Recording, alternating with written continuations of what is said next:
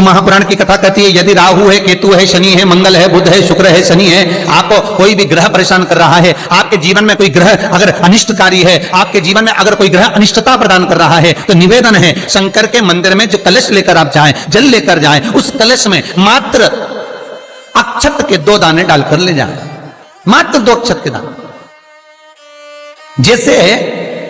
सूर्य नारायण को प्रसन्न करने के लिए अपन कुंकू डाल लेते हैं,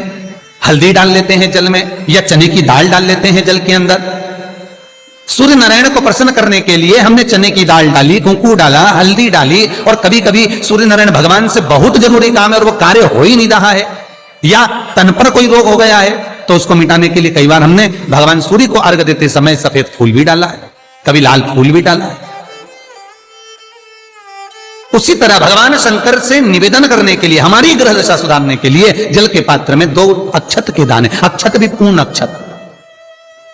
पूर्ण अक्षत, खंडित नहीं,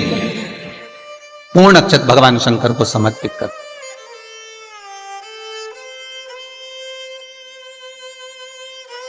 और बाबा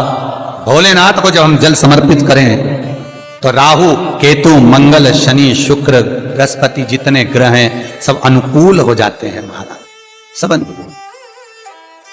सारे अनुकूल। ये उसके लिए जो बच्चा पढ़ने में कमजोर हो,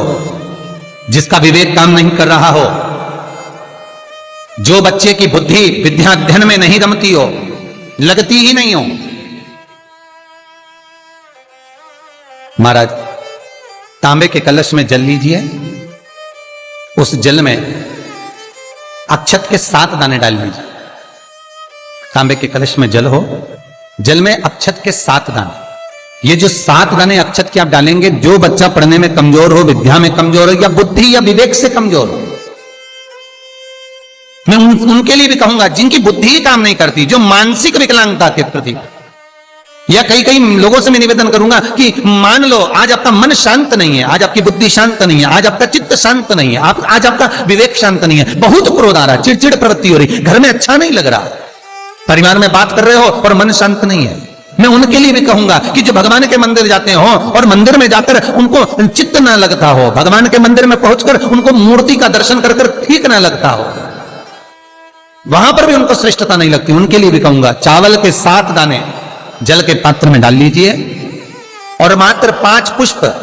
सफेद जल के पात्र में डाल लीजिए। दुर्वा के 3 बट, एक लंबी सी, यहां तो अभी दुर्वा नहीं है, पर एक लंबी सी जो दुर्वा होती है, दुर्वा में 3 गांठ पड़े, लंबी डंडी होगी तो 3 गांठ अपने आप आ जाएगी, 3 बट वाली दुर्वा उस जल के अंदर डाल लीजिए, और शंकर के मंदिर में जाकर उस जल को समर्पित कर दीजिए। जल समर्पित करना है, ये वाला जो जल चढ़ाएंगे आप शंकर को, जैसे शिवलिंग सामने है और जल का पात्र अपने हाथ में है, तो उल्टा जल चढ़ाएंगे, ऐसे आपकी ओर मुख करा हुआ कलश भगवान शिवलिंग पर आप चढ़ाएंगे, उल्टा के बाद इस तरह से, ऐसे नहीं चढ़ाना है उसको, इस तरह से चढ़ाना अपनी। मात्र 15 से 20 मिनट में जिसकी चित्त वृत्ति रमती नहीं हो, शांत नहीं हो रही हो, बुद्धि चित्त ना लग रहा हो, 15 से 20 मिनट में अंतर आ जाएगा, आपका हृदय चित्त प्रसन्न होगा। और बच्चों से निवेदन है, विद्या में कमजोर है, जिनकी विवेकता विकलांगता की हो, बुद्धि काम ना कर रही हो, वो जल चढ़ाने के बाद कटोरी में वो जल झेल कर उस जल का पान करना प्रारंभ कर दीजिए महाराज। 5 दिन 7 दिन पियो, आपको खुद आराम लगना प्रारंभ होगा।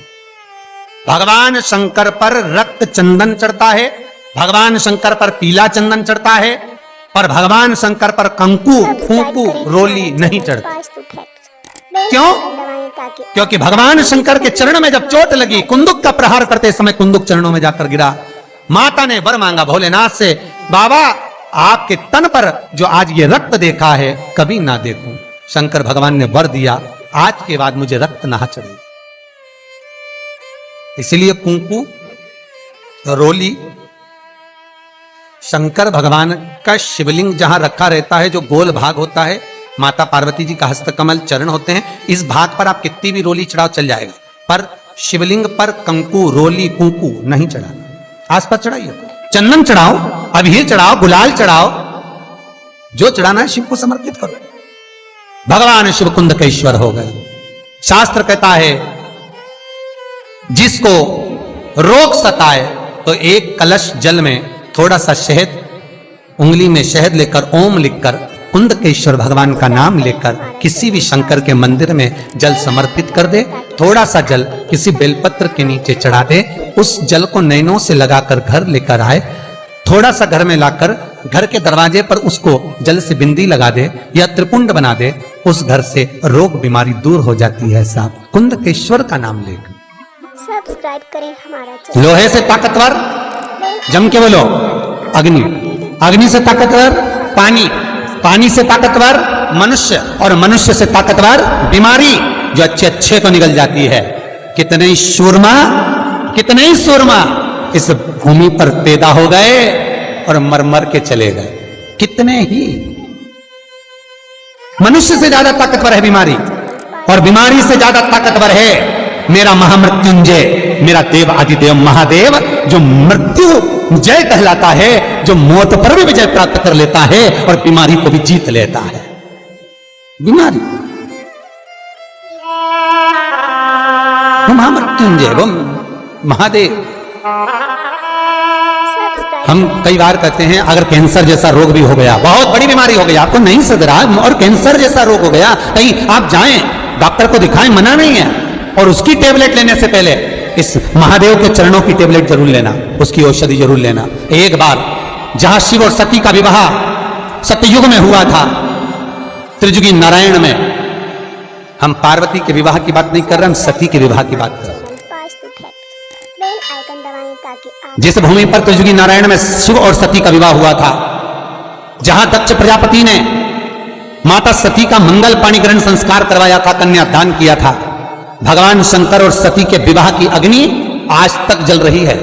त्रिजुगी नारायण में। केदारनाथ जी जाते हैं, उसके पहले गौरीकुंड आता है, गौरीकुंड से लेफ्ट में 8 किलोमीटर की 10 किलोमीटर की दूरी पर त्रिजुगी नारायण है। त्रिजुगी नारायण में जहां पर भगवान शंकर और सती ने फेरे लिए थे, भगवान और शिव और सती के, जहां शंकर और सती की भावर डली थी, फेरे हुए थे, उनके फेरे लेते समय माता सती के चरणारविंद से, भगवान शंकर के चलने पर सती माता के चरणारविंद से कुंड उत्पन्न हो गए। उस कुंड का पानी बोतल में भरकर लेकर आ जाओ, और उन 7 कुंड हैं, 4 तो कुंड पास में हैं और 3 कुंड पीछे की ओर, 7 कुंड का जल लेकर आओ बोतल में भरकर, और जिसको कैंसर जैसी बीमारी है, सवेरे खाली पेट 1 ढक्कन 2 ढक्कन उसको पिलाना चालू करो, धीरे धीरे उसको आराम लगना चालू हो जाएगा, दवाई लगना प्रारंभ हो जाएगा। वो महामृत्युंजय है कि अपने गमले की, अपने बगीचे की, अपने गमले की मिट्टी को निकालकर उसका शिवलिंग बनाकर पूजन करो, पर पूजन करो श्रावण। पार्थिव शिवलिंग का निर्माण हो, पार्थिव शिवलिंग का निर्माण कर उसकी अर्चना होना चाहिए। और ये जरूरी नहीं है कि शिवलिंग बहुत बड़ा बनाया जाए। आजकल के जमाने में तो एक फैशन का दौर भी चल रहा है कि कहीं भगवान शंकर का शिवलिंग बनाए तो बहुत बड़ा शिवलिंग बनाओ थाली के अंदर, फिर उसका अभिषेक पूजन करो। यहाँ शास्त्र वर्णन नहीं कर रहा है, यहाँ तो शास्त्र स्पष्ट कहता है, शिव महापुराण की विद्येश्वर संहिता कहती है कि आप चाहे पार्थिव शिवलिंग बनाए, आप चाहे मट्टी का आनंद भाव से शिवलिंग बनाए, आप चाहे तो घर में शिवलिंग रखें, आप चाहे तो शिवलिंग का स्मरण आप घर के अंदर लेकर आए, पर कोई भी मूर्ति यदि आपके घर में है तो वो अंगुष्ठ आकृति से बड़ी नहीं होना चाहिए, बस इतना बड़ा स्वरूप भगवान का होना चाहिए। और मूर्ति अंदर से पोली ना हो, अंदर से ठोस होना चाहिए। क्यों? क्योंकि जो मूर्ति अंदर से पोली होती है वो घर को पोला कर देती है, घर में लक्ष्मी टिकने नहीं देती। तो कई लोग पूछते हैं, गुरुजी अगर हम अंदर घर में हमारे मूर्ति है, पुरानी मूर्ति और पोली है, तो उसका क्या करेंगे?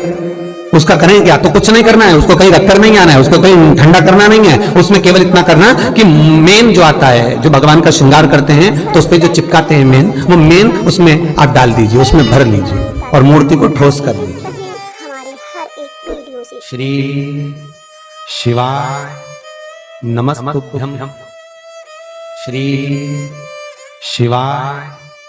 नमस्तुभ्यं, श्री शिवाय नमस्तुभ्यं।